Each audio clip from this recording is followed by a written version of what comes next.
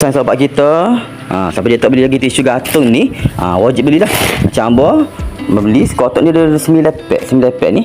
Jadi Ambo setakat berapa bulan guna ni, baru guna 3 baru. Ni ada ni lagi ni. Dia bagi gon ni sekali 3. 1 2 3. Ni pun tak ada guna sebab Ambo ada dah sebelum ni kan. Bila kita beli sekotak ni ada 9, dia bagi 3 karton ni, hanger ni.